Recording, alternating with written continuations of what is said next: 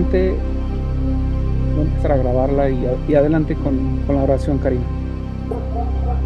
Amado Padre Celestial, gracias por compartir este momento ah, con Mario y con nuestros compañeros para adquirir más conocimientos, para confirmar nuestra fe y para hacer lo mejor que podamos para entender con sabiduría las cosas. Te pedimos que nuestro- el Espíritu Santo nos acompañe para que podamos discernir sobre la verdad o no de las cosas que estamos aprendiendo y que podamos tener la certeza de encontrar lo que tú quieres decirnos. Y esto lo dejamos en el nombre de Jesucristo. Amén. Amén. Pues ahora sí, como decimos, a lo que te traje, ¿no? Déjeme abrir mm, la página. Mm,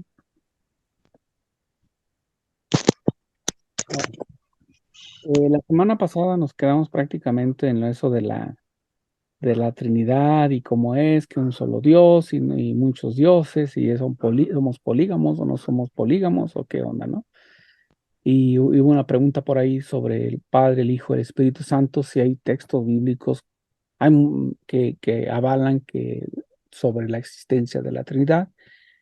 Eh, y, y como textos bíblicos, pues podemos pasar horas y horas compaginando y analizando, etcétera, etcétera, ¿no?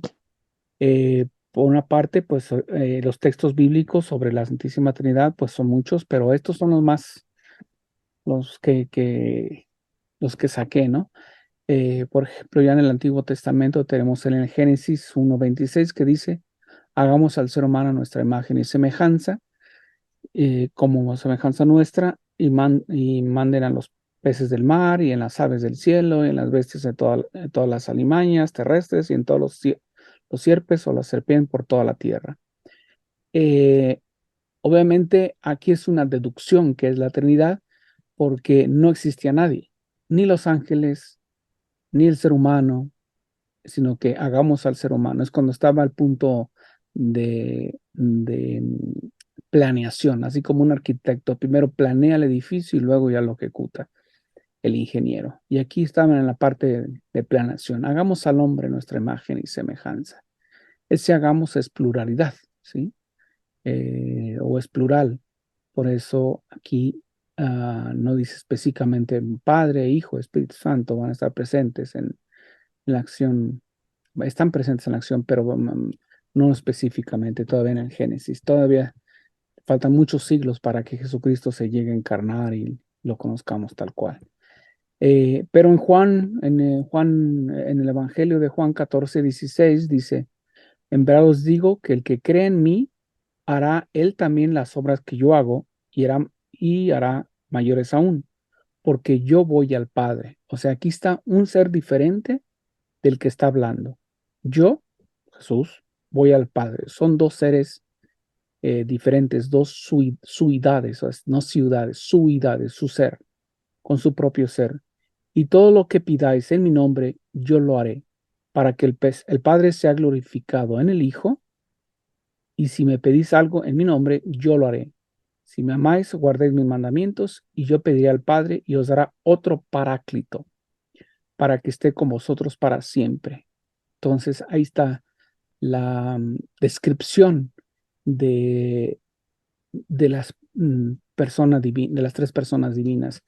No hay una palabrita que diga Trinidad o la Santísima Trinidad a lo largo de los textos bíblicos, pero sí es una palabra un poco más tardía, eh, pero sin embargo, sabemos Trinidad son tres, y ahí está el testimonio en el Evangelio de Juan de la existencia de la Santísima Trinidad, ahora tan negada y tan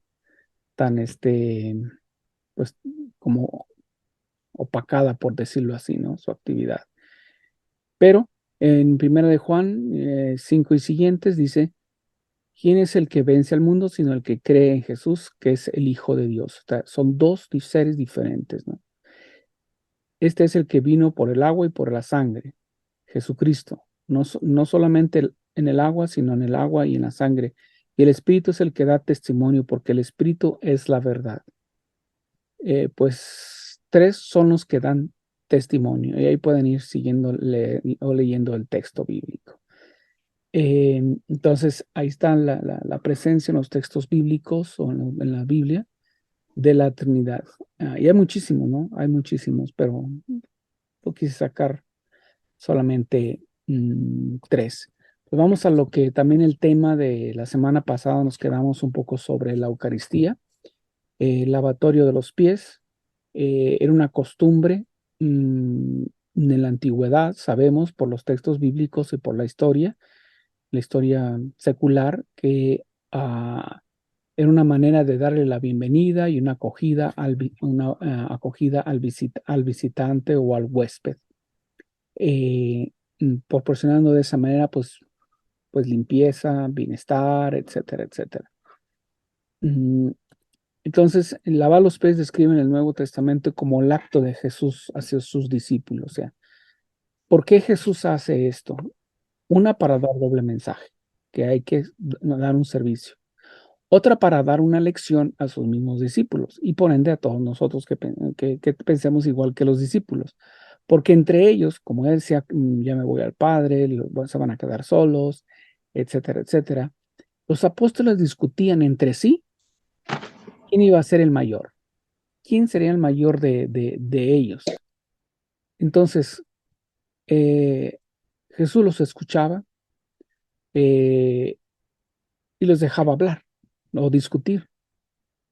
Sin embargo, este, este acto que hizo Jesús de lavar los pies es para mostrar a los apóstoles que el más grande es el que sirve, no el que está, no solamente el que tiene una posición política religiosa. Claro que lo es si lo ejerce con tal humildad, pero eso ya no es nuestro cuento, ya no es sino él y Dios. Entonces, en la antigüedad se lavaban los pies igual al inicio de la Eucaristía o al inicio de la celebración eucarística. Al reunirse en las casas, etcétera, se lavaban los pies en la Eucaristía. No sé qué punto de la historia se quitó vamos a decir, esta práctica dentro de la liturgia, pero sí duró muchos siglos, sobre todo cuando estaban las catacumbas y estudiaban para ser cristianos y conversos y tenían que dar prueba de que realmente su conversión o su fe era genuina. Entonces, y esta práctica pues es evangélica, ¿no? y bíblica en general. En algunas costumbres se considera una vergüenza y repugnante. Por eso Pedro en un momento dado, no, yo soy el que debo, o sea, yo soy el humano, yo soy el que debo, yo soy el que sirve, no, déjame yo hacerlo. Para muchos, pues en algunas culturas o en unas casas, pues es repugnante que gente quizás sin mucha categoría académica o importancia económica en la sociedad, pues ejercía los labores de limpiar los zapatos como eran, perdón, los pies como eran los esclavos, los sirvientes de la casa. Y Jesús hace lo que hace un sirviente, se arrodilla ante los suyos.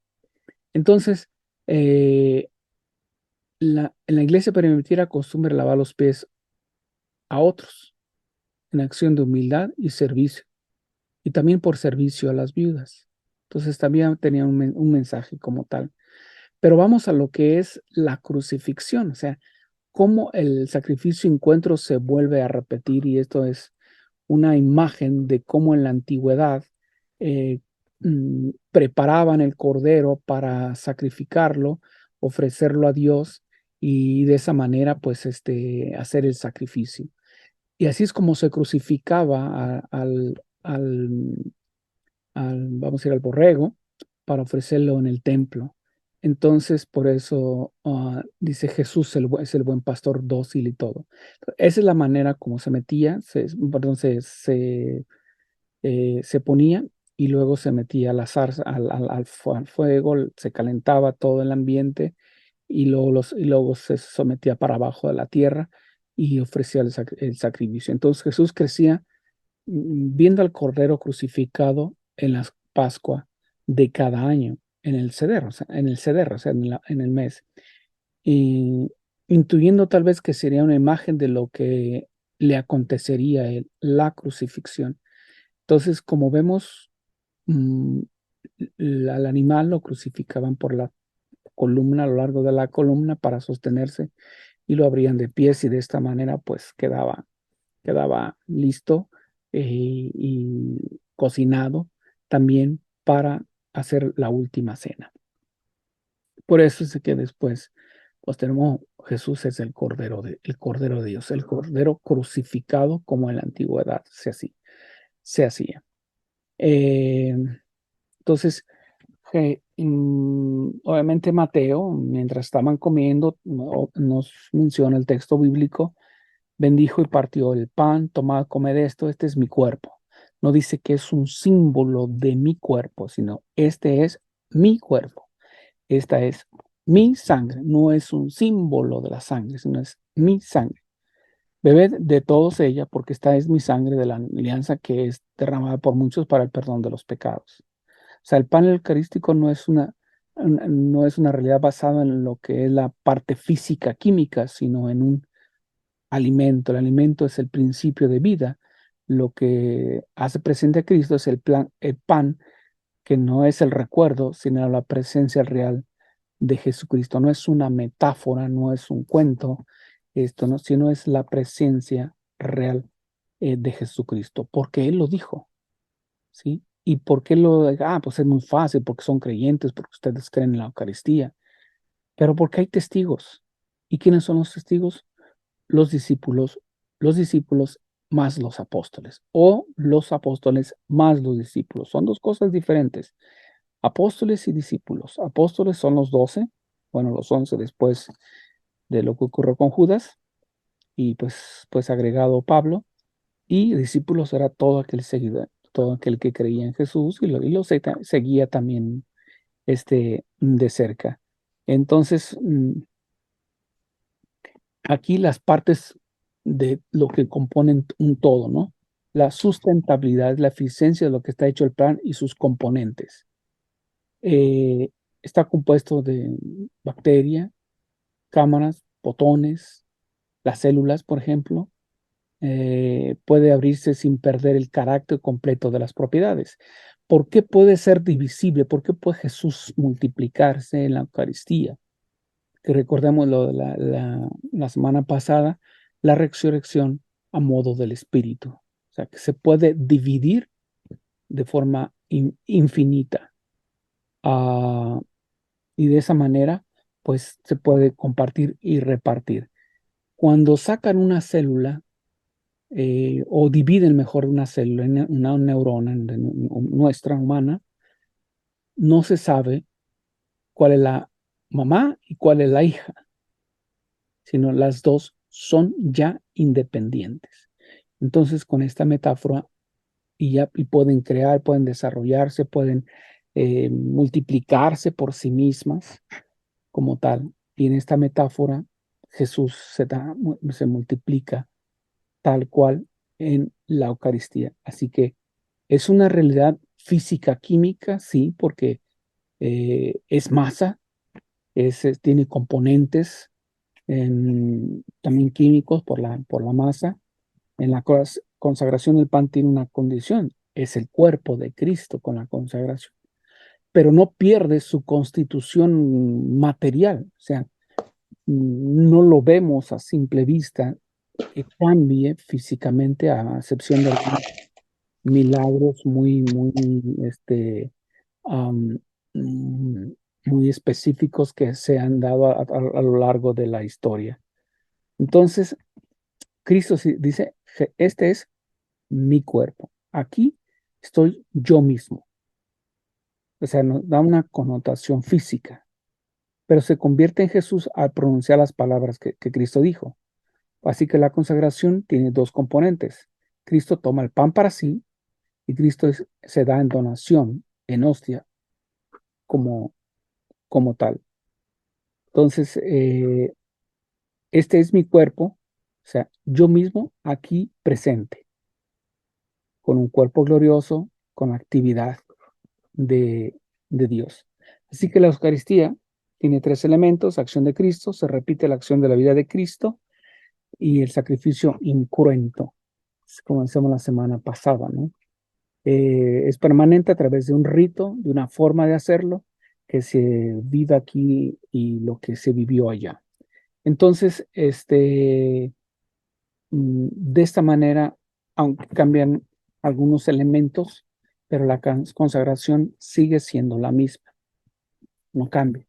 Este es mi cuerpo, esta es mi sangre, no cambia. O sea que en resumen, Cristo toma el pan como principio de su actividad personal, aquí presente, real, en el pan. Cristo no está encerrado en el pan, sino es una actualización presente del plan. Es decir, está ahí porque desea, porque quiere, porque quiso, porque así lo planeó. Entonces, no es una presencia así restrictiva, porque Cristo está presente aún en la no Eucaristía, como lo sabemos, está presente aquí a través de nuestra fe, y en la fe y en este, vamos a decir, estudio. Y por eso Santo Tomás de Aquino dice la transubstanciación. Cuando lo dijo por primera vez, él fue el que usa el término transubstanciación por primera vez, o lo inventa, o lo crea, después de su experiencia mística que tuvo con Dios. Y como les decía antes de iniciar la clase, que Santo Tomás pues escribía de Dios a muy profundidad, pero cuando tuvo esa experiencia mística directa con Dios, quiso romper todos sus escritos, sus libros que ya había hecho, y fue, afortunadamente lo vio por ahí el superior y le dijo: ¿qué estás haciendo? No lo rompas. Es que todo lo que he hecho o todo lo que he escrito aquí, lo que he dicho aquí, no es nada en comparación a lo que es Dios. Entonces, no, no, espérate, espérate. Es mucho para nosotros como humanos. Entonces, él, cuando le preguntan, ¿qué es eso de la transubstanciación? Se imaginen, es un nuevo término que se crea o que Dios le inspira para dar en transubstanciación. Él solamente dice: no sé, pero así es. O sea, la Eucaristía, no sé cómo es, o sea, no puedo explicarlo de manera, palabras, conceptos, imágenes, pero esto ocurre así, la transubstanciación. Así que es un término escolástico que intenta explicar cómo pan y vino se pueden transformar en el cuerpo y la sangre de Jesús sin perder su apariencia externa. Este es el milagro eucarístico de cada celebración, ¿sí? Aunque esta palabra se usó por primera vez en el siglo XI por Hidelgardo de Labardín, arzobispo de Tours, en Italia. No, creo que es Francia, Tours, no me acuerdo. Es Francia, pero se usó, fue hasta el Concilio Vaticano, perdón, en Trento, que se usó el término transubstanciación y se convierte en la enseñanza oficial de la Iglesia general. El término, no la Eucaristía, no lo que ocurre en la misa o en la consagración. Ese no, sino el término, la palabra solamente. Por eso a Santo Tomás decía: ¿qué es esto? No sé, pero así es. Entonces el Concilio de Trento declara: porque Cristo, nuestro Redentor, dijo que lo que ofrecía bajo la especie de pan era verdaderamente su cuerpo, se ha mantenido siempre en la Iglesia esta convicción que declara de nuevo el Concilio. Por la consagración del pan y del vino se opera la conversión de toda la sustancia del pan en la substancia del cuerpo de Cristo nuestro Señor, y toda la substancia del vino en la substancia de sangre. La Iglesia Católica ha llamado justa y apropiadamente este cambio transubstanciación. Entonces ya queda establecido el término para la Iglesia Universal, el término transubstanciación. Así que los accidentes físicos, la parte exterior o mm, la sustancia, perdón, es, como decir, no pierde una vez que se convierte en el cuerpo y la sangre de Cristo, porque tienen los mismos accidentes externos. Entonces, pensemos en la idea de una persona. Nuestras medidas exteriores están constantemente, pues, a cambio, ¿no? Quizás cuando estábamos más jóvenes estábamos más esbeltos, no teníamos arrugas, no teníamos canas, etcétera, etcétera. Entonces, lo que permanece sin cambios es quiénes somos en esencia de ser humano. Soy ser humano porque tengo un cuerpo, porque raciocinio también. Entonces, en otras palabras, nuestros accidentes pueden cambiar. O sea, podemos estar más gorditos, más flacos, más pelones, más esto, pero nuestra sustancia como tal no ha cambiado.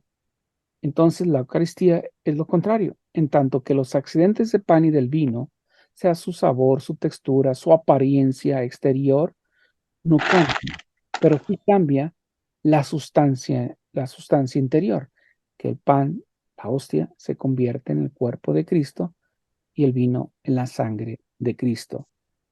Entonces, esto es lo que la Iglesia a lo largo de todos estos últimos 500 y tantos años dice la transubstanciación. Y lo primero que lo crea o lo inventa o se le ocurrió o agarró la inspiración fue Santo Tomás de Aquino. Así, a fin de cuentas, la transubstanciación es un término filosófico que emplea la Iglesia al describir un milagro, el misterio de la Eucaristía. ¿Cómo ocurre? ¿Cómo sucede? Pues es un misterio. Pero sabemos que hay un cambio, una transformación, no de la materia, sino de la esencia, que es de no estar presente Jesucristo en la hostia, a estar presente una vez que se es consagrado. Entonces Jesús expresó la forma suprema de libre de sí mismo durante la escena con los 12 apóstoles, cuando fue entregado.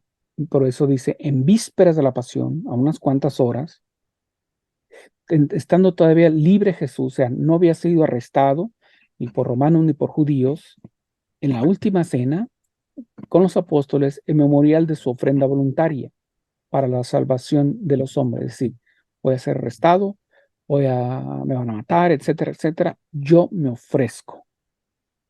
Este es mi cuerpo que va a ser entregado por vosotros. Yo, por eso Jesús en los evangelios dice, tanto amó Dios al mundo que entregó a su Hijo único y lo fue crucificado, etcétera, etcétera. O sea, yo voluntariamente acepto este sacrificio.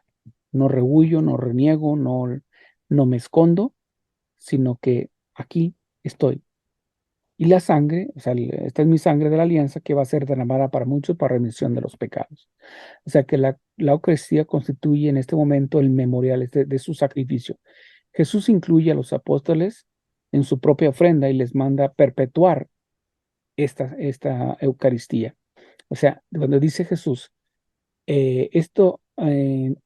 háganlo esto en memoria mía, no es un recordatorio como un cumpleaños o un aniversario. Ustedes están facultados para hacer lo mismo porque yo les he dado esa facultad, esa autoridad para que hagan lo que yo estoy haciendo. Y esto es el misterio de la encarnación. Entonces, pues sabemos por fe y por conocimiento, no está peleado el raciocinio y la ciencia sobre la fe, al contrario, la ciencia confirma lo que la fe dice, la fe dice lo que la ciencia confirma. Por eso cuando hay un milagro eucarístico, este es un milagro, no, vamos primero a estudiarlo, vamos a verlo. Y eso ocurrió hace como unos 4 años o 6 años aquí en Salt Lake City, mi parroquia concretamente, donde le dieron al niño la Eucaristía y como aquí tienen la mala costumbre de recibirlo en la mano, al niño se le cayó en un punto. Entonces, cuando le dice a la mamá, el niño la recoge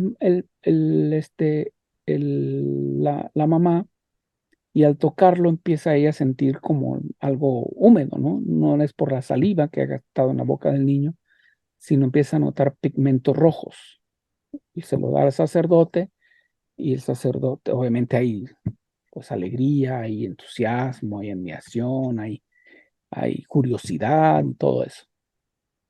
Pero entonces se va a la ciencia, se acude a la ciencia. Y hicieron los exámenes respectivos de laboratorio y encontraron que fue algo que por ahí a alguna monjita se le cayó un pigmento rojo que era pintura. Entonces no hubo un milagro. Y eso, poquito más de un mes, hubo como una carta en el cual oficialmente el obispo dijo: no hay un milagro eucarístico, sino es un, no sé, pintura, una pigmentación de una pintura que posiblemente se le cayó a quien lo estaba elaborando en, en el mismo, ahora sí, en la misma masa. Entonces, y por eso la ciencia ahí ayuda a confirmar si es o no es un milagro como tal. Aunque ha habido en otras ocasiones en que sí, ¿no? En que sí. Ricardo, ¿cómo se llama Ricardo, un boliviano? Mm, científico. Ricardo Castellón. Ricardo Castellano, exacto, ¿no? De ser ateo, incrédulo, no porque vio el milagro en sí o que le ha ocurrido a él, sino que él era un científico, simplemente que hacían los análisis. Y cuando él dio el análisis final de lo que le entregaron, porque no le habían dicho, él lo dice en los videos que hay en YouTube, él lo dice: oye, este hombre sufrió mucho, lo martirizaron demasiado. Pues, ¿quién era? ¿Qué hizo? ¿O dónde ocurrió esto? Fue cuando después de estudiar en el laboratorio, le dicen: es una hostia consagrada. Y empieza su conversión. ¿Sí? Entonces, la ciencia siempre va a confirmarnos como tal. ¿Sí queda claro? Pues vamos a Pentecostés. Ese cerramos lo que vimos la semana pasada con la Eucaristía, ¿no? Pentecostés, ¿alguien tiene algo que decir? Entonces, sabemos que Pentecostés es la venida de la tercera persona de la Trinidad. Ya lo vimos al principio, donde dice, en verdad, en Juan, dice: en verdad, el que cree en mí hará él también las obras que hago yo, y hará mayores aún, porque yo voy al Padre. Y hay dos personas distintas, dos seres distintos. Y todo lo que pidáis en mi nombre, etcétera, etcétera. Pero abajo en el 16 dice: y yo pediré al Padre, dos personas distintas, y os dará otro paráclito, otra persona diferente de nosotros, o sea, de padre e hijo, muy diferente a nosotros. Son tres seres diferentes, un solo Dios.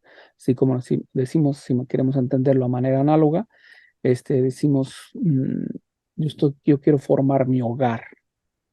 ¿Y quién va a formar el hogar? Pues papá y mamá e hijos.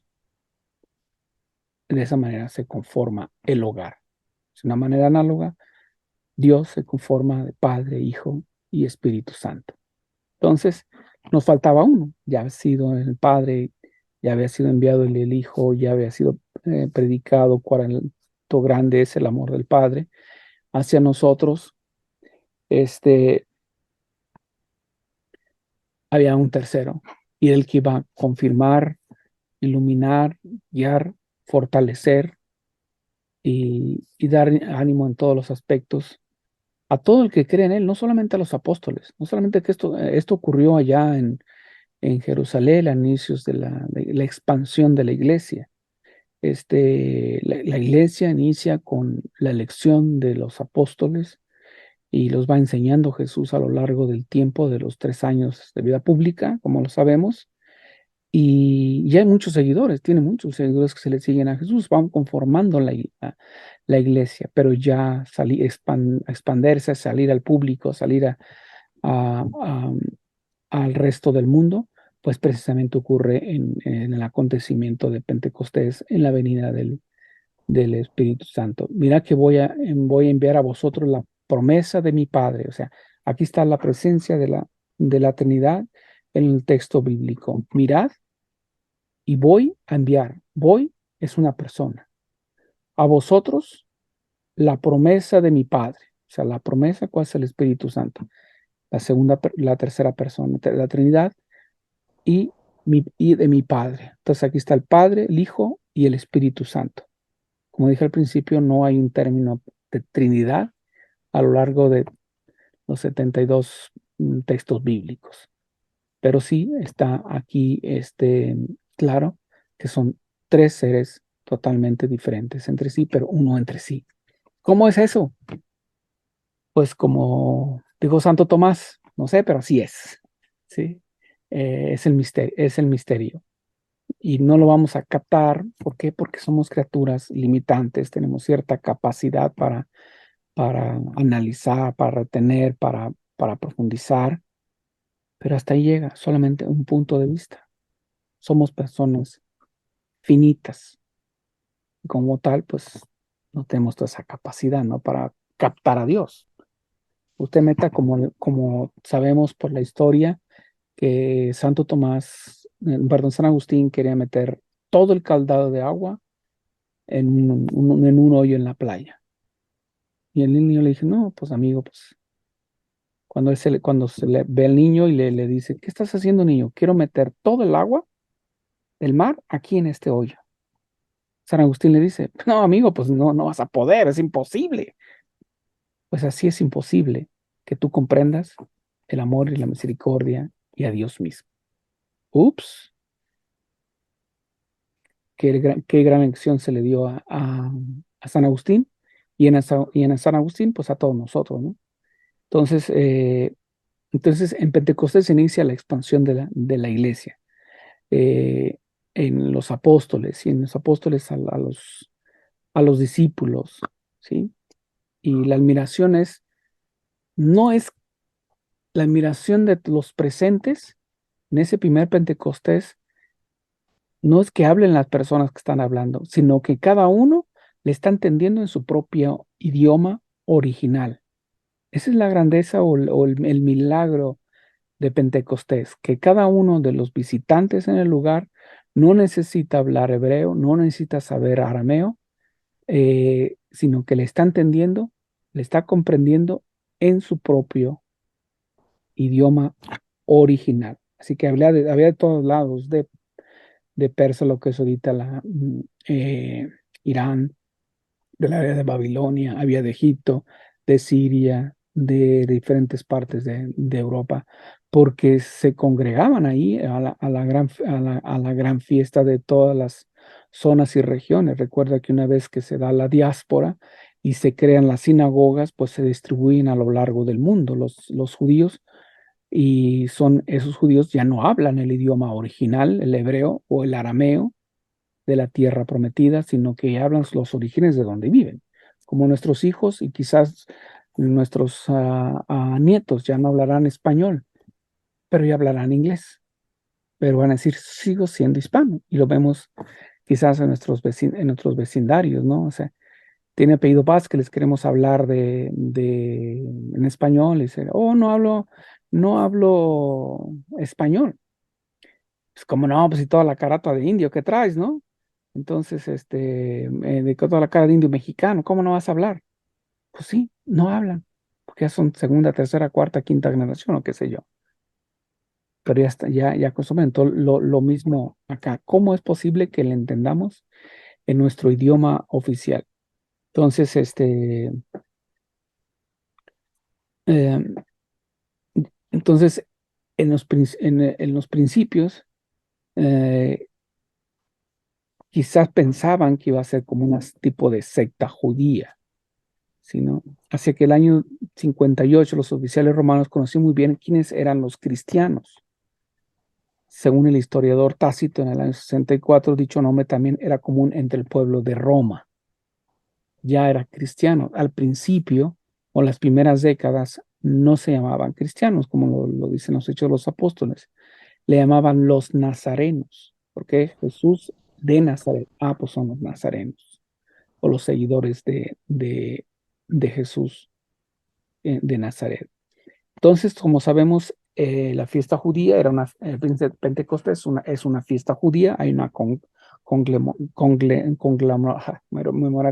una reunión muy grande, es una fiesta, entonces celebran los 50 días que ha transcurrido tras la aparición de Dios en el monte Sinaí. El domingo de Pentecostés, para los judíos, conmemora la entrega de los mandamientos al pueblo de Israel, es decir, los 50 días que duran desde de la salida de Egipto al monte Sinaí, cuando Dios les da los 10 mandamientos, de lo cual se van a regir pues todo el pueblo. Entonces, la Pascua, la fiesta de Pentecostés, tiene un origen judío, ¿sí? Entonces, para el judío, en hebreo es Shavuot, que tiene lugar días después de la Pascua, y donde se entrega los 10 mandamientos a Moisés en el año agrícola. O sea, estamos hablando de junio y hay ciertas cosechas.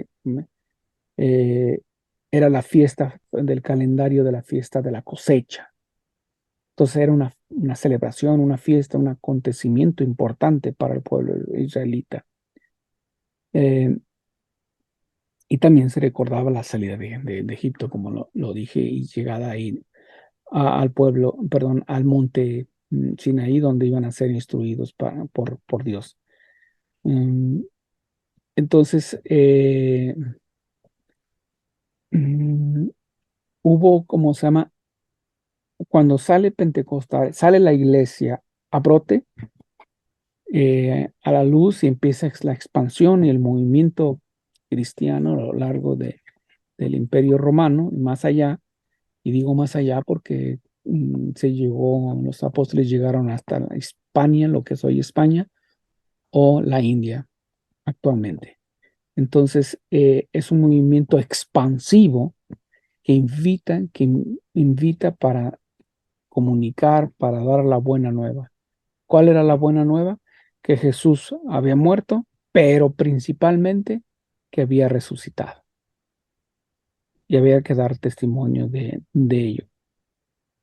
Entonces, como vemos, Nicodemo y José de Arimatea creían en Jesús como tal. Gamaliel se llega a convertir un poco más tarde, pero al movimiento cristiano llamado nazarenos al principio. Y así que muchos fariseos no quiere decir hipócritas, simplemente quiere decir la parte estudiosa tradicional que conservaba, entendía y interpretaba la Torá. Esos son los fariseos, y tenemos a Pablo, que era un fariseo. Si ahorita Pablo viviese, según he escuchado de un judío, de Mario Sabán, que es judío argentino que vive en Barcelona, dice que equivaldría a siete licenciaturas y 4 doctorados, la capacidad intelectual de Pablo. Así que Roxana nos manda, dice, San Lucas lo describe como fiesta de la cosecha de la primavera que termina después de las Pascuas. También fue la entrega de la ley de Monte Sinaí, pero por los cristianos es el 50º día de la pasión y muerte de resurrección de Jesús y la celebración del don del Espíritu Santo. Correcto. Sí, porque recuerden, el calendario judío es distinto al calendario gregoriano nuestro. Entonces, los fariseos empezaron a convertirse al cristianismo porque empezaron a comprender que este Jesús llamado, el Mesías llamado Jesús, era el prometido a Israel, era precisamente el Hijo de Dios. Empezaron a convertirse al cristianismo, empezaron a dejar la práctica del judaísmo. Poquito antes de la destrucción de Jerusalén y del templo de Jerusalén, es el año que ese fue en el año 70, poquito antes, como en el 68, hay un concilio judío en Yamnia. Yamnia es como un poblado, concilio de Yamnia con Y, y ahí mm, se condena a la nueva, le llaman la nueva secta, ¿no? Religiosa que parte o sale de los judíos, porque no creen que Jesús es el Mesías, es el Hijo de Dios. Y nos podemos hacer esa pregunta, o quizás no los hemos hecho. ¿Por qué los judíos no creen en Jesús tan obvio y tan específico y a veces muy claro en los textos bíblicos? Porque en cada época, en cada momento de la historia, el que se levantaba como el Mesías, el Redentor. Entonces había muchos Mesías o redentores que se levantaban para poder liberar o querer liberar al pueblo de Israel de la sumisión, en este caso romana, anteriormente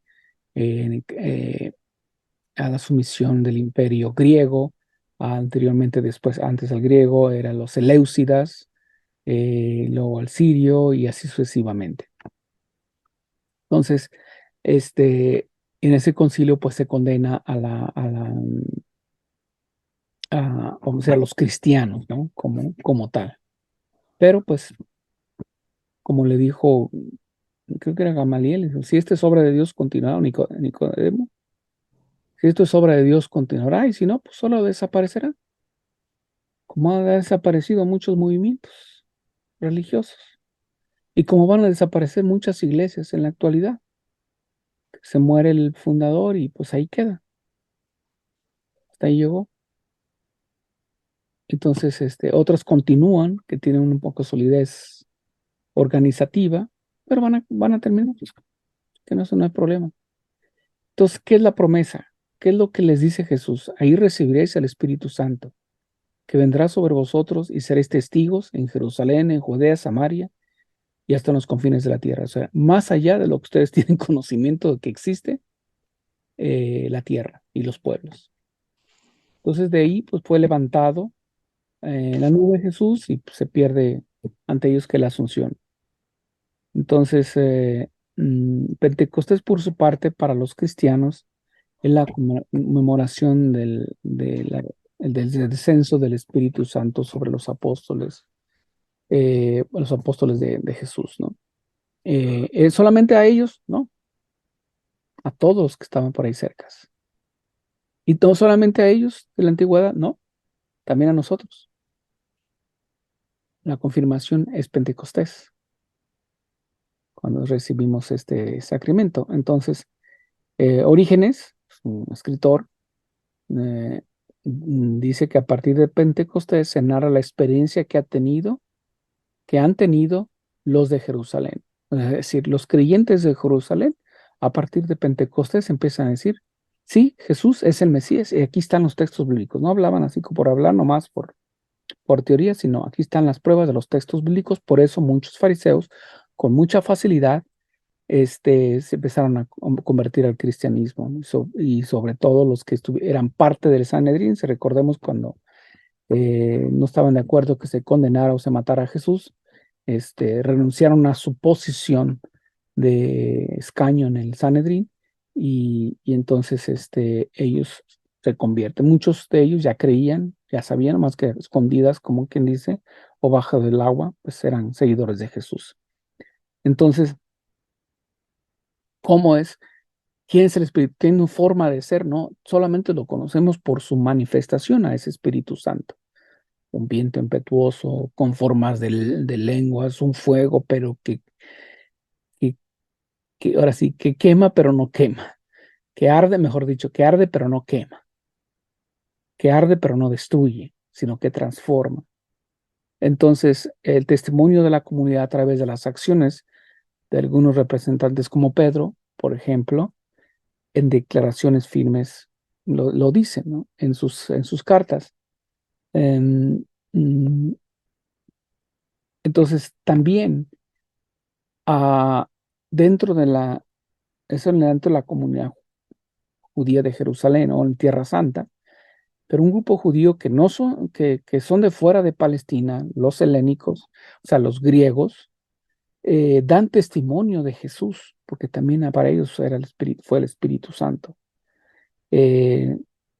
Por eso tenemos la versión griega de la Septuaginta. Recuerdan al principio, los que estaban al principio del curso, la versión, la Septuaginta, de los textos bíblicos que dan testimonio de Jesús, que es el Mesías. Obviamente iba a haber muchos obstáculos a lo largo del tiempo, ¿no? Pero y ha habido a lo largo de la historia obstáculos. Ha habido muchos Judas dentro de la iglesia, muchos traidores al mismo cristianismo. Y los tenemos ahorita mismo. No importa que son de la alta jerarquía, siguen siendo traidores mientras obstaculicen el movimiento de la iglesia y la unción del Espíritu Santo. Entonces, por ejemplo, la iglesia, ahí empieza la predicación hacia el exterior, hacia otras zonas fuera de la Tierra Santa. Por ejemplo, la iglesia de Antioquía, lo que ahorita sería Siria, en la comunidad cristiana fundada por los apóstoles Pedro y Pablo. Entonces se convierte en uno de los 5 grandes patriarcados de Medio Oriente, entre ellos, pues, Constantinopla, Jerusalén, bueno, esta Turquía, no me acuerdo cuál es las otras dos ahorita, pero son parte de Filadelfia, de Éfeso, donde empieza ya a fortalecer, ¿no? De que está bien, si no nos quieren en Jerusalén, pues nos vamos a otro lado. Pero el movimiento cristiano no se detiene a pesar de las inclemencias, de las persecuciones, ni que con todos los poderes que tenía Pablo para apresar a los seguidores de Jesús, ni aún así se detuvo el movimiento cristiano. Y Pablo, pues sabemos que se dirige al pueblo judío, al pueblo, perdón, a los gentiles, es decir, a los que no son judíos, a veces politeístas y a veces no, pero él se dirige a ellos. Lo interesante de Pablo, del movimiento que creó Pablo, es quien predicaba en las sinagogas, o sea que al principio se estaban unidos entre sí, porque vamos, se identificaban como judíos, pero también se identificaban como cristianos. Pero lo fuerte de Pablo, que empezó a atraer a todos o a muchos de los judíos, aparte de por sus convicciones y por su testimonio y todo eso, fue cuando él empezó a ver que en las sinagogas había esa subdivisión. Quizás siempre lo había vivido así, pero no se había dado cuenta de cómo ahora podría ser diferente. En las sinagogas había los judíos, o sea, al frente, así como al frente de las bancas, por decirlo así, cerca de donde está todo el área del predicador, la oración, el dirigente, pues están los judíos natos, es decir, los de nacimiento, los de sangre, los originales, los judíos. Y luego enseguida venía otra zona de bancas donde eran los medio judíos, es decir, de papá judío y de mamá no judía, porque se empezaron a mezclar, así como nuestros hijos hoy o nosotros mismos nos mezclamos, ahora nos casamos con gringos, con árabes, con ese, etcétera, etcétera. Así también ocurrió en aquel entonces. Los judíos se casaban con cristianas, pero siguen practicando su judaísmo. Pero un descendiente de ellos no podía estar al frente porque no era judío nato, original, sino que era de papá judío y de mamá no judía, o a la inversa, de mamá judía y de papá no judío.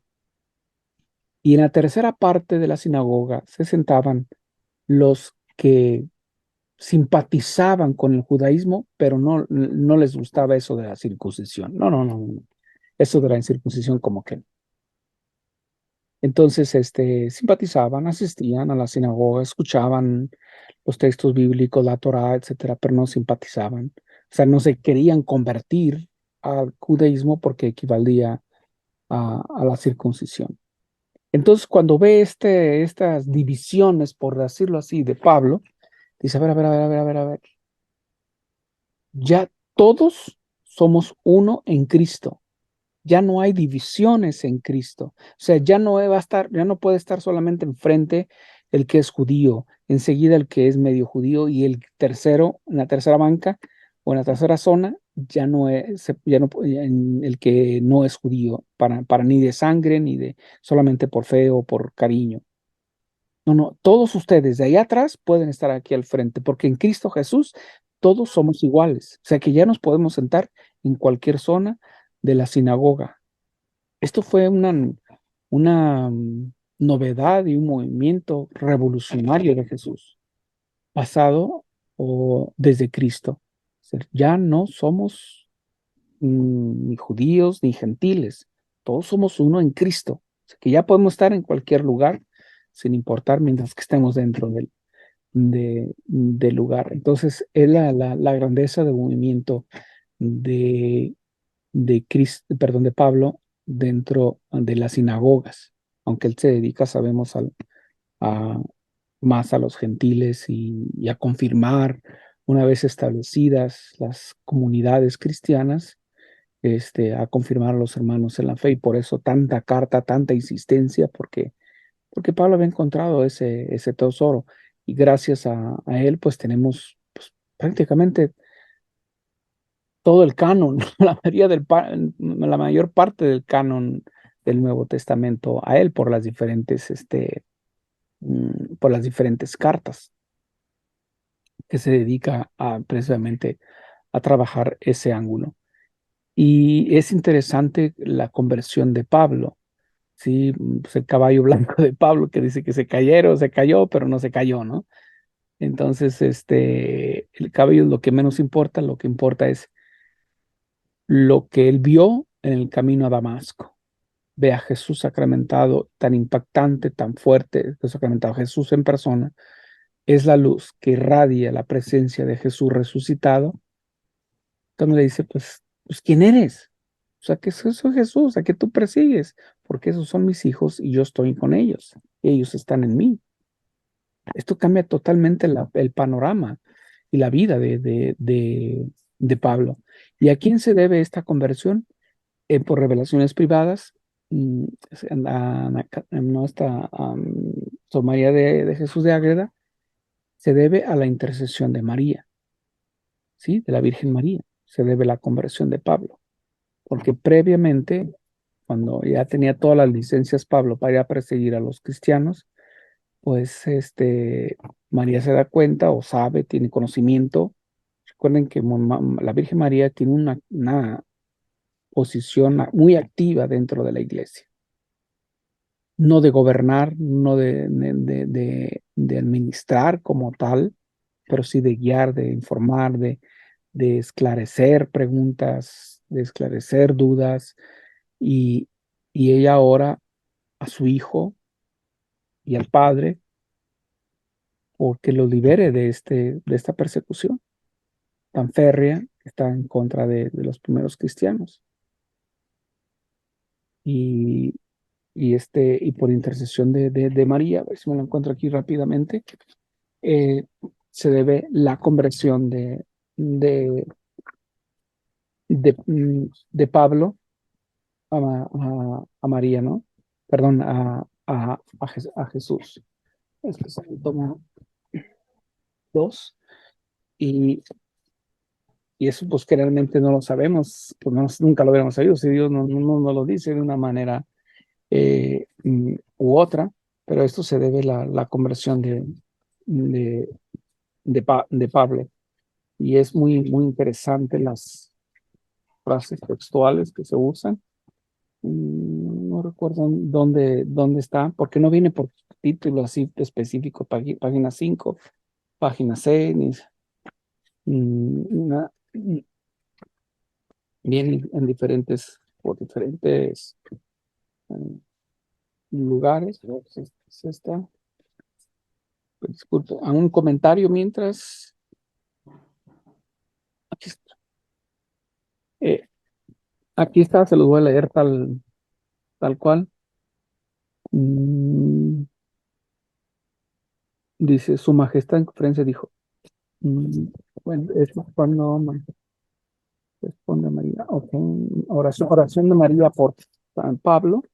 Dice, Altísimo Señor, palabras de María, la Virgen María, la oración de María. Dice, Altísimo Señor, Hijo eterno del Padre, Dios vivo y verdadero de Dios verdadero, engendrado de su misma indivisible sustancia, por la inefable indignación de vuestra bondad infinita, Hijo mío y vida de mi alma, ¿cómo vivirá esta vuestra esclava a quien habéis encomendado vuestra amada iglesia, si la persecución han movido vuestros enemigos contra ella, prevalece y no la vence vuestro poder inmenso? ¿Cómo sufrirá mi corazón ver despreciado y conculcado el precio de vuestra muerte y sangre? Si me dais, Señor mío, por hijos míos los que engendráis en vuestra iglesia, y yo los amo y miro con amor de madre, ¿cómo tendré consuelo de veros oprimidos y destruidos, porque confiesan vuestro santo nombre y os aman con corazón sencillo? Vuestro es el poder y la sabiduría, y no es justo que se gloríe contra vos y el dragón, que se gloríe contra vos el dragón infernal, enemigo de vuestra gloria y calumniador de mis hijos y vuestros hermanos. Confundid, hijo mío, la soberbia antigua de esta serpiente que de nuevo se levanta contra vos orgullosa y derramando su furor contra los simples ovejuelas de vuestra grey. Esta es la oración de Jesús, de María. Y Jesús responde a la oración a través de una aparición a su madre. Descendió del cielo en persona y se le apreció, dice, y manifestó en el cenáculo, y se manifestó en el cenáculo, ella todavía está en el cenáculo, donde estaba orando en su retiro y oración. Oblad su majestad con el amor y caricia de hijo que solía, y le dijo, amiga mía y madre mía, en quien hallé la complacencia, grado de mi perfecta voluntad. ¿Qué peticiones son las vuestras? Decidme lo que deseáis. Postróse de nuevo en tierra la humilde reina, como acostumbraba en la presencia de su Hijo Santísimo, y adorarle como a verdadero Dios, y dijo, Señor mío altísimo, muy lejos conocéis los pensamientos y corazones de las criaturas, y mis deseos tan patentes a vuestros ojos. Mi petición es como quien conoce a vuestra. Entonces viene lo que conocemos, la conversión de Pablo. En breve espacio apareció el Señor, o sea, en breve espacio, prácticamente la oración estaba haciendo la María cuando Jesús se le aparece a Pablo de camino a Damasco, donde se aceleró el curso, caminaba adelantándose en la indignación contra Jesús más que con el camino. Manifestóle el Señor de una nube de resplandor admirable, inmensa gloria, y a un mismo tiempo fue rodeado Saulo de la divina luz dentro y fuera, quedando vencido su corazón y sentidos sin poder resistirse a tanta fuerza. Cayó apresuradamente del caballo en tierra y al mismo tiempo oyó una voz de lo alto que decía, Saulo, Saulo, ¿por qué me persigues? Respondió todo turbado y con gran pavor, ¿quién eres tú, Señor? Replicó la voz y le dijo, yo soy Jesús a quien tú persigues. Dura cosa es para ti dar coces contra el aguijón. Respondió otra vez Saulo con mayor temblor y miedo. Señor, ¿de qué me mandas y qué quieres que haga? Los que estaban presentes y acompañaban a Saulo oyeron estas demandas y respuestas, aunque no vieron a Cristo nuestro Salvador como lo vio el mismo Saulo. Entonces, son revelaciones privadas, ¿no? Entonces, quiero terminar toda esta parte y gracias por aguantarme a lo largo de pues, estos meses, ¿no? De prácticamente um, 3 meses. Quiero terminar con esta frase que dice en Corintios, 1 Corintios 2, dice, más bien como dice la Escritura, anunciamos lo que ni el ojo vio, ni el oído oyó, ni al corazón del hombre llegó, lo que Dios preparó para los que le aman. Y con esto, tan tan.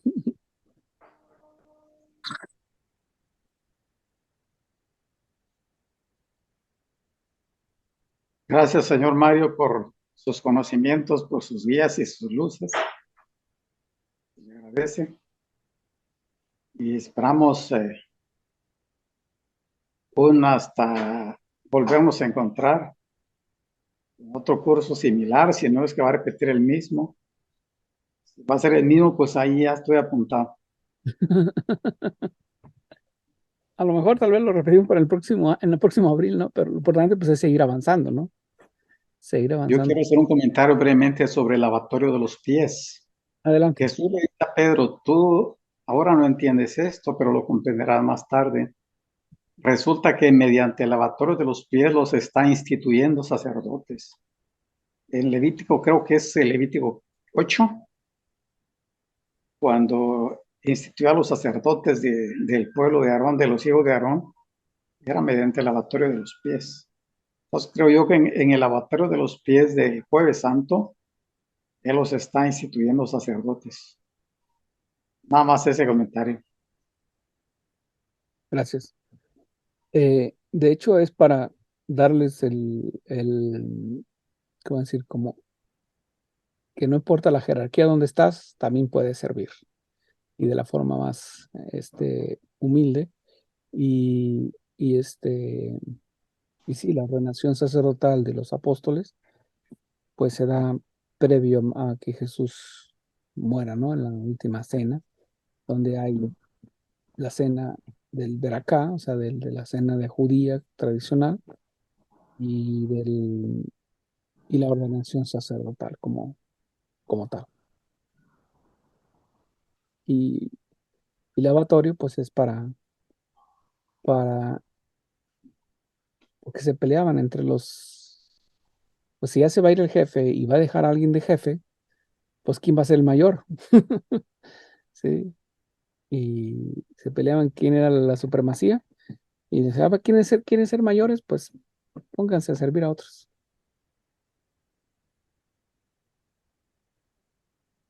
Gracias, señor Mario. Pues gracias a ustedes por haber aguantado.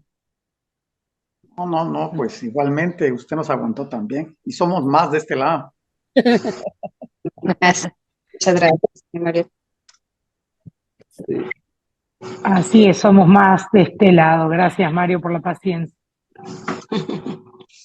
Y yo también, muchas gracias, me gustó mucho el curso, las clases, me hicieron recordar muchas cosas que ya había olvidado y bueno, y aprendí otras nuevas, así que muchísimas gracias por compartir y bueno, por ser generoso en dar estas clases. Gracias. gracias, Sandy. Sandy, Sandra, no sé cuál es el específico, pero todos en grupo. Es que hay muchas Sandra, entonces en mi grupo y entonces para no confundirse, Sandy y también, pero bueno, me quiere como usted quiera, no hay problema. Ah, ok. Si quiere mi documento, mi documento, mi ID se lo muestro. Ah, tanto así no. Ay, Dios. Eh, es- Espero que se haya quedado claro muchas cosas, que, que, que hayan comprendido. También comprendí mucho porque también me ponen a estudiar y a investigar y aquí y allá, pero gracias. Espero que haya aclarado muchas dudas, a este, mm, una luz en el caminar.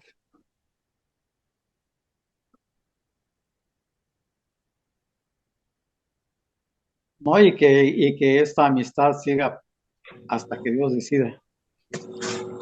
Esa es la idea.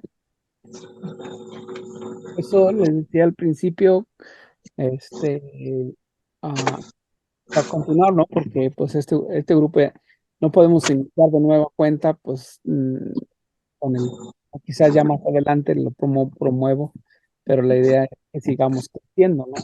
creciendo en conocimiento, creciendo en fe y pues, de mi parte pues yo apoyo lo que sé y lo que puedo entender también de esto de este mar de gracias que Dios nos da y de lo que es. Entonces, estoy en duda, o sea, posiblemente parte de la teología tomista de Santo Tomás, mm, ya no como todos los escritos como él lo escribe, explicarlo como él lo escribe, pues es mucho, pero voy con los temas de Santo Tomás. am, este, San Tomás de Aquino va a ir hablando porque es la escolástica, es el teólogo máximo. No ha habido ahora sí, ni católico ni protestante que le supere en todo esto del conocimiento de Dios, y por eso dice la teología de Santo Tomás de, de Aquino. Ya le pedí a unos amigos sacerdotes míos que me mandaran material. Qué bonito. Particularmente sí me encantaría, pero igual pues la opinión de todos, pero sí me encantaría sobre por los escritos de Santo Tomás de Aquino, la suma teológica. Gracias, señor Mario. Nuevamente, gracias. Y estaremos empezando prácticamente en septiembre. Tienen a ver, sería igual los lunes, ahora mismo canal. Este, Se escucha mal, Mario, se escuchó todo entrecortado. Sí, había una interrupción. Igual sería el 11 de septiembre que pues empezaríamos nuevamente a seguir estudiando, igual a las 7:30 de la tarde. Y ahí le damos yo creo unos 3 meses y ahí se nos acaba el año. Ya se nos acabó el año estudiando.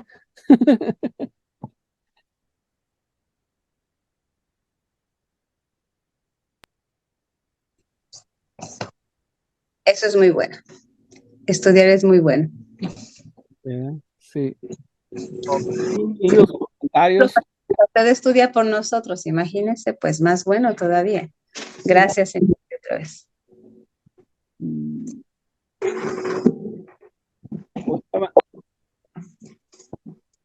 Estaba en duda si hacerlo de la teología de Santo Tomás o la patrística, los padres apostólicos, los padres del siglo I y II, que son lo que se consideran los padres de la iglesia, ¿no? O sea, los sucesores de los apóstoles. A la muerte de los sucesores, pues los apóstoles pues dejan a los obispos correspondientes responsables en cada zona, cada ciudad o donde hay cristianos. ¿Y quién eran esos, Mario? ¿Algunos nombres? Sí, pues tenemos a San Ambrosio, a Atanasio, San Agustín, Orígenes, no es santo, pero es padre de la iglesia, o no considerado, no sé por qué, pero hay muchos que son los que van explicando y que sientan las bases del cristianismo de una forma oficial y escrita y explicando las partes, porque generalmente siempre se acusaba a los cristianos de que, como estaban las catacumbas, entonces, pues una bola de ignorantes comen sangre y beben sangre y comen carne y no sé qué, pero es una secta que no tiene un fundamento, no una explicación. Entonces, a raíz de eso, pues entonces los, los dirigentes de las diferentes iglesias y teólogos empiezan a escribir y empiezan a explicar los textos bíblicos, empiezan a explicar de primera mano, y digo de primera mano porque lo reciben directamente la doctrina que fue de los apóstoles. Entonces son los sucesores de los apóstoles a lo largo de los siguientes 4 siglos. Es largo el periodo que se considera los padres de la iglesia. Entre ellos está también Clemente, no es considerado San Clemente, pero sí es San Ignacio de Antioquía también. Es otro de los padres de la iglesia que van escribiendo para instruirles a los cristianos y enseñarles, no solamente adoctrinarlos, pero prepararlos para la vida. Entonces, esos son los que se los considera los padres de la iglesia, es decir, los descendientes de los apóstoles y ahí sucesores también. Hasta que llega la liberación, por decirlo así, de la iglesia con Constantino. Está la línea protestante que siempre nos dice, no, pues la iglesia católica nació con Constantino. No, Constantino nace en el año 272, por ahí más o menos, y muere hacia el año 325, 30 por ahí, y aproximadamente. Pero hay 10 Constantinos, 11 Constantinos a lo largo de 1000 años. Entonces, si un protestante nos dice, oye, la iglesia la fundó Constantino, pues dime cuál Constantino, porque hubo 10.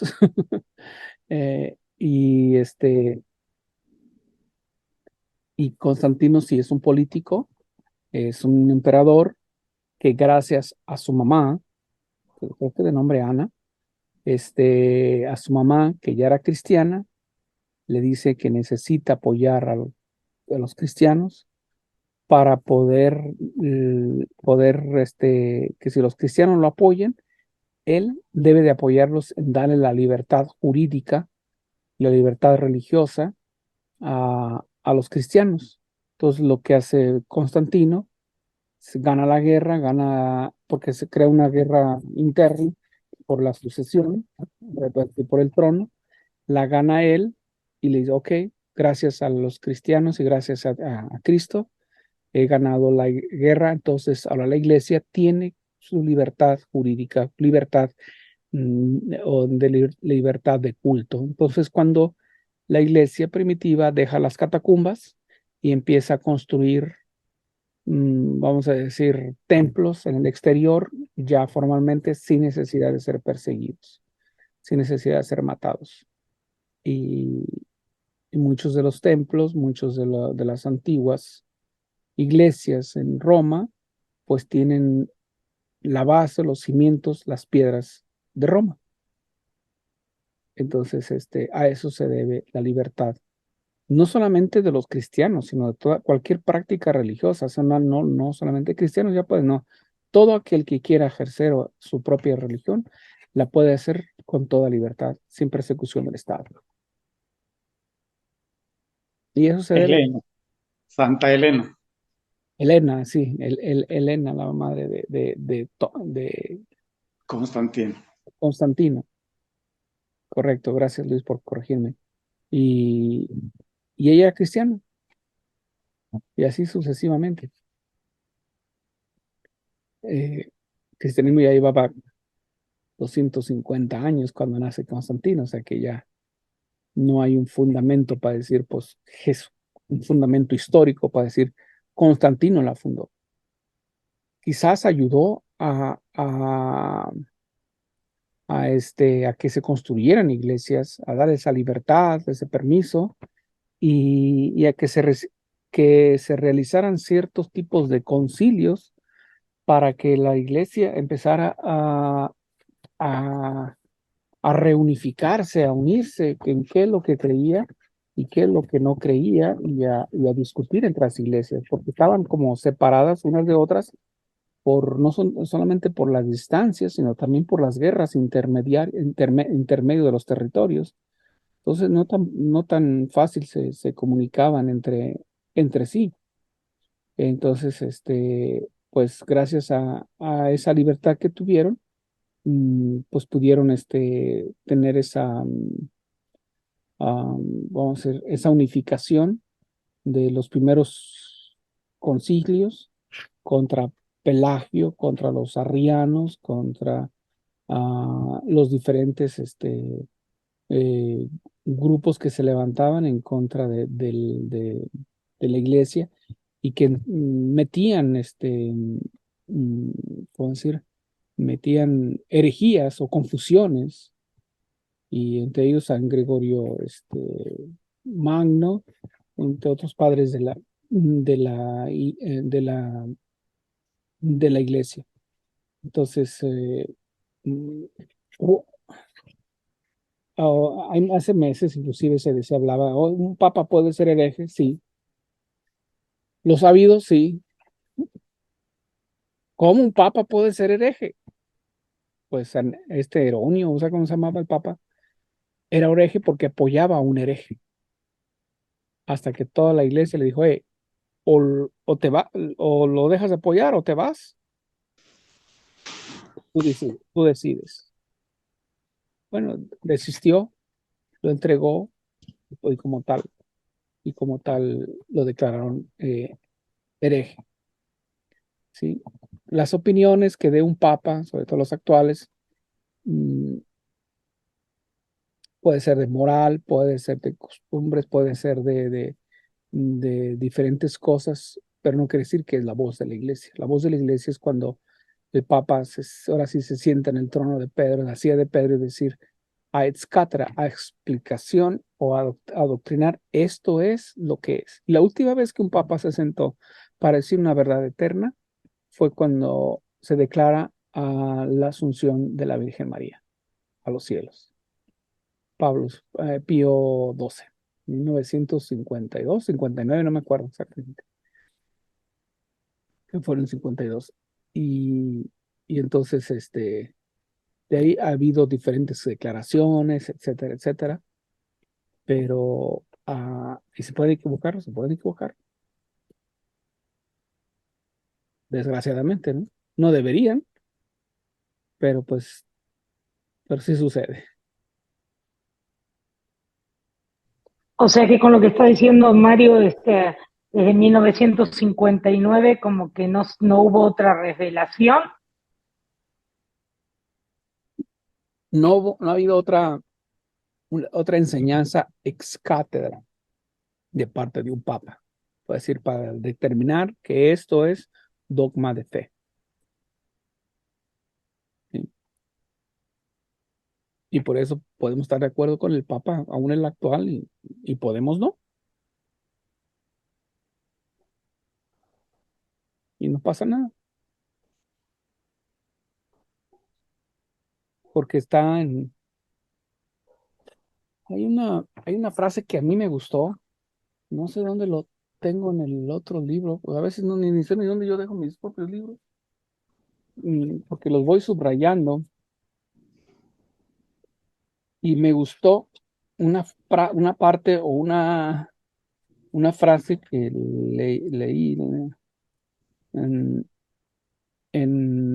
leí en este libro que se llama Apología de la Tradición, tal efecto, Apología de la Tradición, que es prácticamente la historia de los diferentes concilios y las diferentes errores o herejías que se había en esa época y cómo la iglesia fue aclarando y contestando y superando cada una de ellas. Y una de ellas decía que, o sea, ya que nos dicen que todos cristianos somos pues defensores de la fe y todo, eh, este, esta parte me gusta y de ahí tomé fue como el empujón para, ya Karina me había dicho, comentado, vamos, ¿por qué no es una clase y de primera fe, de la primera fe, algo así parecido? Y sí, era por febrero, ¿no? Estamos en febrero, marzo, más o menos.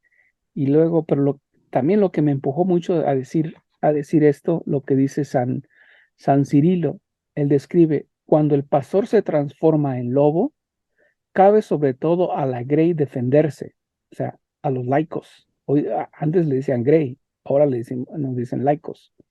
Como regla, sin duda, la doctrina desciende de los obispos a los fieles, y no deben los súbditos juzgar en el campo de la fe y a los superiores, pero en el tesoro de la revelación hay puntos esenciales de los cuales cada cristiano, por el hecho mismo de ser cristiano, debe tener el necesario conocimiento y la debida custodia para poder y enseñarla. Esto lo dice San Cirilo, un gran opositor a Nestorio, eh, mm, donde ahí se pelean de que Nestorio dice que Cristo no es humano, es solamente un espíritu fregón que bajó del cielo. Le dije, no, no, espérate. Pero esto me gustó, esta frase, cuando dice, cuando el pastor se transforma en el lobo, cabe sobre todo a la grey, o sea, nosotros los laicos, defenderse. Entonces, esta frase como que se me quedó bien grabada, decir, pues vamos a la Muy defensa. buena. Muy bien. Ya puede, y el lobo puede ser el obispo, puede ser el párroco, ¿no? Puede ser cualquiera, ¿no? Como católicos, ¿no? Pero cabe a nosotros prepararnos, buscar la manera de prepararnos para ver para dónde correr en un momento dado. Pues ahora sí, colorín colorado, el cuento se ha acabado. ¿Tienen algún comentario, un agregado, una sugerencia? Bienvenido. Pues yo lo último que voy a decir, además de darle gracias a ustedes, que tenemos obligación de defender nuestra Santa Iglesia. Así, tan fácil como esa frase que usted acaba de mencionar.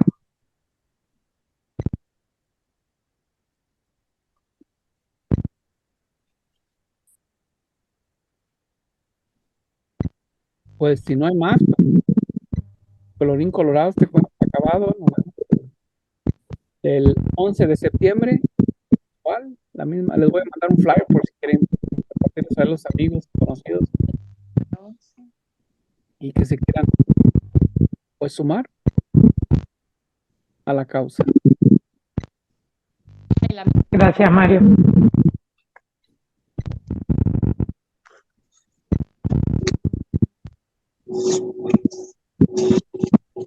Muchas gracias. Pues Karina nos dirige la oración final para irnos a dormir, ¿no? Bueno, a los de California todavía les queda otra hora y media. Gracias. Espero que no me interrumpan los perritos acá, pero gracias. Ok, adelante. Amado Padre Celestial, gracias por este tiempo y estos meses que hemos recorrido juntos, tratando de conocer más de tu historia, de la historia de tu hijo, de todo lo que ocurrió y el por qué somos cristianos, y siempre nos vamos a reverenciar hacia eso, hacia tu Hijo, Padre Celestial, que fue quien hizo posible que volvamos a tu presencia. Y gracias por todo, bendice a cada una de estas personas que estamos aquí en el curso, en la clase, bendice a Mario, para que siempre podamos tener tu espíritu con nosotros y que tu sabiduría nos acompañe y nos oriente siempre para tomar las mejores decisiones y para ser mejores un poquito más que antes cada día.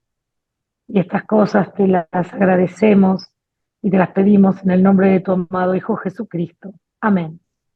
Amén. Amén. Gracias.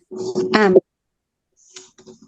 Pues gracias también por aguantarme y no necesariamente tienen que estar de acuerdo conmigo, también tienen sus opiniones. Pero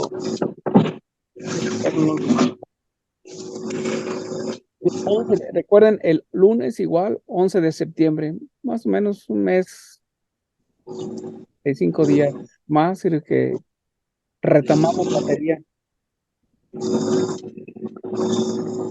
Sí. Bueno, Mario, esperamos el flyer entonces. Gracias. Pues, gracias y que pasen buenas noches. Felices vacaciones. Felices vacaciones, por cierto. Ahí déjenme parar la grabación.